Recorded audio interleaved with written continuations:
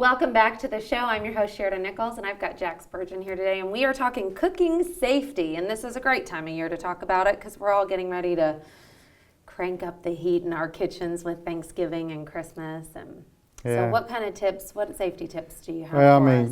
Kitchen fires are still the number one cause of residential fires, and it increases tremendously through the holiday season, Thanksgiving ready to come on, and Christmas.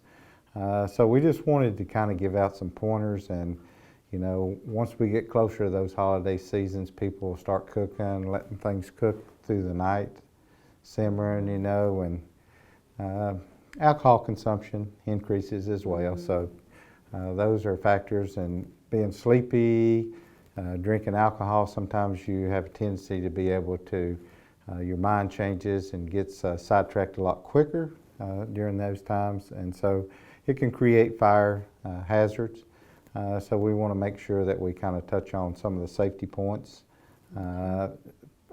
about kitchen safety.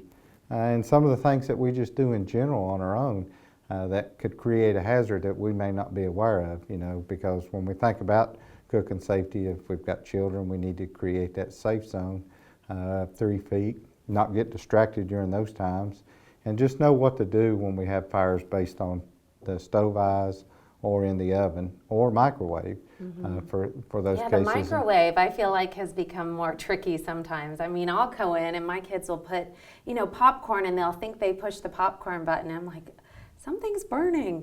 So has that increased at all, the microwave? Yeah, we've seen an increase in fires in those situations. And what makes the situation more concerning is the fact that they may not know what to do. So they go and open the door trying to figure out how I'm going to put the fire out. So the best thing to do when you have microwave fires is just leave the thing closed. Go ahead and cut the power, either by pushing the button or just pulling the plug on the microwave, so that way you have no power going to it.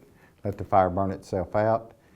Then obviously once that is taking control of itself, and you still want to call 911 just so you can have the fire department come out and just check any concerns you may have. But then you need to have the microwave checked to make sure there's no damage from the fire situation, or just replace it, one of the two. So, but yeah, those are on the increase.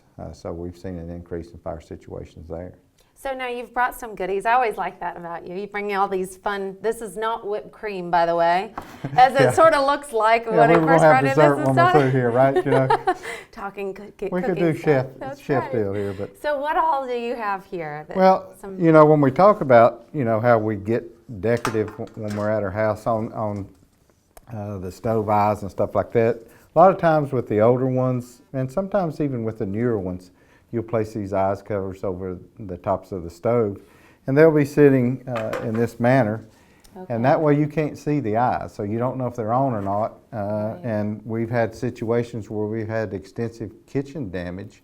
Through the holidays, you're bringing a bunch of stuff in, you sit groceries on top of the stove, you sit them on the countertops, and with these and the decorative covers you'll put over the toaster ovens, a lot of people keep those plugged in all the time.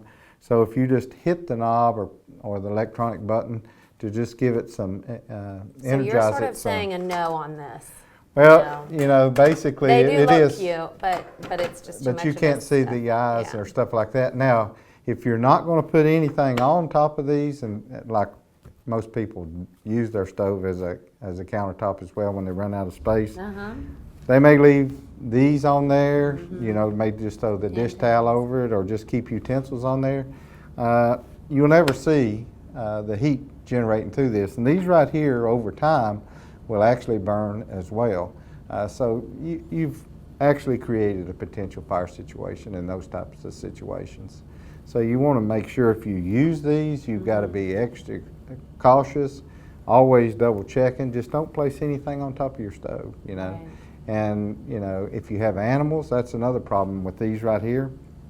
Because if you have animals and they get up on top of the stove eyes, they turn the stove on, nobody may be home, well, you've got something that'll eventually heat and create some flame.